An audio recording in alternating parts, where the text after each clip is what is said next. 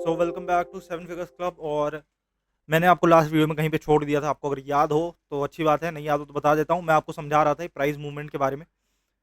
तो थोड़ा बहुत मैं आपको अभी समझाऊंगा, बाकी इन डेप्थ तो अब जब इसका मॉड्यूल शुरू होगा, नेक्स्ट आने वाला है इसका मॉड्यूल, तब मैं आपको समझाऊंगा। पर चलो स्टिल समझा देते हैं आपको।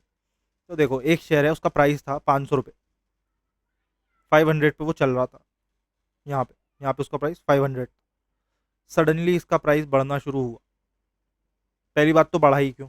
बढ़ा इसलिए क्योंकि सप्लाई एंड डिमांड होता है। Supply and demand. ठीक है, ऊपर बैठा होता है सेलर, नीचे बैठा होता है बायर। एक को कहते हैं हम बुल। बुल किसे कहते हैं? बायर को। ये मार्केट ऊपर फेंकता है। और एक होता है सेलर, इसे कहते हैं बियर। ये मार्केट नीचे फेंकता है। इन दोनों का ये काम होता है। ठीक है। अब यहाँ पे बायर ने प्रेशर बढ़ाया, बाइंग प्रेशर बढ़ा। जब पानी, आपने देखा क्यों फ्लो करता है एक जगह से दूसरी जगह? साइंस के स्टूडेंट समझ पाएंगे, और जो नहीं समझेंगे उन्हें मैं समझाऊंगा। जब तुम एक पाइप लो, इधर से पानी डालो, ठीक है, थोड़ा सा, और पानी के अलावा हवा नहीं होनी चाहिए उसमें, नो एयर। जब तुम इधर से धक्का मारोगे तो प्रेशर पड़ेगा, एयर प्रेशर, और पानी इधर मूव करेगा। समझ रहे हो बात को?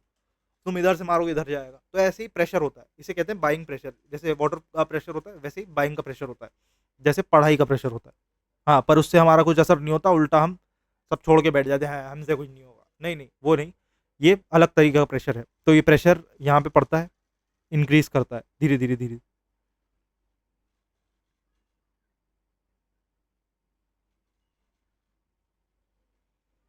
तो बाइंग का प्रेशर ऐसे काम करता है। समझ आ रहा होगा आपको? यहाँ से ये उठना शुरू करा, ऐसे पहले यहाँ तक आया, फिर यहाँ से और ऊपर गया, तो 700 पहुंच गया। अब ये 700 के बाद हल्का सा डिप लेगा, अराउंड 600। इसने डिप क्यों लिया? जब लोग खरीद रहे थे तो इसका प्राइस बढ़ता चला गया कि भाई बहुत डिमांड है, पैसे बढ़ाओ पैसे बढ़ाओ, बढ़ता चला गया।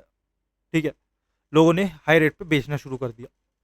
यहाँ पे पहुंच के कुछ ज्यादा ही बिक गया, तो इसका रेट कम हो गया कि डिमांड कम हुई है। यहाँ आ गया, फिर से ये उठा, उठ के पहुंच गया 900। तब इसकी डिमांड फिर से बढ़ गई। फिर ये गिरा, फिर ये आया 700, 600 700 था, यहाँ से आ गया 800। अरे कहाँ गया भाई? अरे गायब हो गया वो। चलो कोई नहीं। ये ऐसे ऐसे गिर के उठ रहा है। आप इसमें समझ लो, पहले यहाँ 500 था, फिर यहाँ 700 आया, ठीक है, यहाँ पे 600 आया, फिर ये 900 पहुंचा, 900 के बाद फिर 800 आया, फिर 800 के बाद फिर पहुंचा ये भाई 200 का वो लेके 1100, और 1100 के बाद ये फिर आया यहाँ पे 100 नीचे, यानी कि 1000। तो ये जो गिर रहा है, ये क्यों गिर रहा है? ये इसलिए गिर रहा है क्योंकि यहाँ पे लोग सेल कर रहे हैं। जब लोग सेल करते हैं तो मार्केट नीचे आता है, फिर बाय करा फिर उठा, फिर सेल करा फिर गिरा, फिर बाय करा फिर उठा, फिर सेल करा फिर गिरा, फिर बाय करा फिर उठा। ठीक है। तो ये होता है बेसिक। अब हम सीखते हैं प्रोसीजर कि भाई ये कैसे काम करता है। हम टेक्निकल एनालिसिस का प्रोसीजर क्या है, देखो सबसे पहले हम टाइम फ्रेम डिसाइड करते हैं। अब हर चीज का अलग टाइम फ्रेम है। जितना ज्यादा टाइम फ्रेम होगा, ग्रेटर द टाइम फ्रेम, और जितना ज्यादा टाइम फ्रेम होगा, उतना ज्यादा रिलायबिलिटी होगी आपके पैटर्न की। ठीक है। इंडिकेटर पे टाइम फ्रेम इतना असर नहीं करता, पैटर्न पे ज्यादा करता है, except volume indicator. Volume indicator पे ज्यादा ही असर कर जाता है, क्योंकि वॉल्यूम फिर भाई वो मिक्स एंड मैच करके एवरेज दिखाता है। ठीक है। तो पहले हम टाइम फ्रेम सेट करेंगे। टाइम फ्रेम हम दो तरीके के रखते हैं, 5 मिनट, 15 मिनट। बाकी हमारा फंडामेंटल में आ जाता है। मतलब टाइम फ्रेम नहीं, न्यूज़ वगैरह तो फिर एक एक दिन की होती है, फिर उससे क्या फर्क पड़ता है। बाकी हम एक ओवरऑल 1 डे भी ले लेते हैं, और कभी कभी हम 1 मंथ भी ले लेते हैं।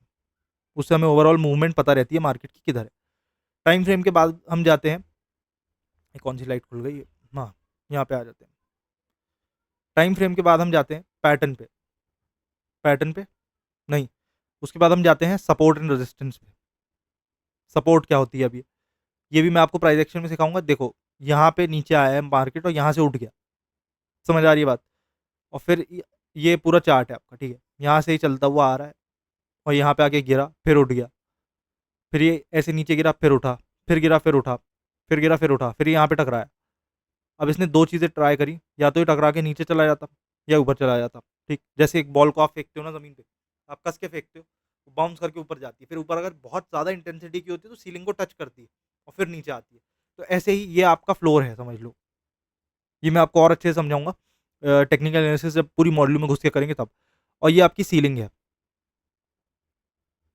तो एक बॉल आपने फेंकी, वो ऐसे टकराई, फिर अब आप कहोगे ये बीच में क्यों हवा में उड़ गई। अब मान लो यहाँ पे बेड रखा है, पहले बेड पे टकराई, फिर यहाँ पे एक ग्लास का वास रखा है, उस पर टकराई उसे तोड़ते हुए, फिर ये और ऊपर गई, फिर ऊपर जाके यहाँ पे अलमीरा रखी है आपकी, वहां वहां से टकराते हुए सीलिंग पे टकराई। अब सीलिंग को या तो ये तोड़ देगी, चांसेस हो सकते हैं, या फिर ये वहां से वापस नीचे गिर जाएगी। तो इसको हम कहते हैं रेजिस्टेंस, ये रेजिस्ट करता है। सपोर्ट जो इसको नीचे से वापस उठाता है, गिरेगा तो उसको उठाने वाले को हम कहते हैं सपोर्ट। आपको कोई नीचे से पंप करता है, अरे मैं सपोर्ट कर रहा हूँ, मैं तुम्हें उठा रहा हूँ, ऊपर उठा रहा हूँ, कोई दिक्कत नहीं है, गिरोगे नहीं। रेजिस्टेंस कौन होता है, नहीं तू ये नहीं कर सकता, जो आपको सपोर्ट कर रहा है ट्रेडिंग के लिए, तू ट्रेडिंग करेगा, वो होता है आपका सपोर्टर, उसे कहते हैं, वो आपको सपोर्ट दे रहा है। और जो ऊपर से कह रहा है तू नहीं कर पाएगा, तू लॉस उठाएगा, तू ट्रेडिंग छोड़ देगा, वो आपको रेजिस्ट कर रहा है, वो रजिस्टर है, मतलब इलेक्ट्रॉनिक्स वाले नहीं, वैसे रजिस्टर है, रेजिस्टेंस का काम कर रहा है, ठीक है। तो ये बेसिक है, हम सपोर्ट रेजिस्टेंस पे जाते हैं। उसके बाद हम जाते हैं कैंडल स्टिक पे, सॉरी चार्ट पे, chart pattern, then will go to candle stick, फिर हम देखते हैं इंडिकेटर, और इन दोनों के बीच में ये 6 कर देता हूँ, वॉल्यूम भी चेक करते हैं।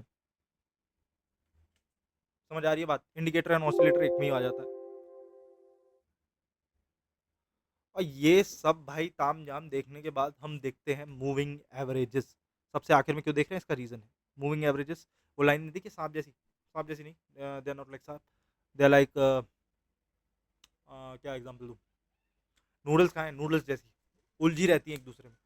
तो वो मूविंग एवरेजेस भी हम जरूर से देखते हैं, काफी इंपॉर्टेंट होता है। Then will go with entry exit points,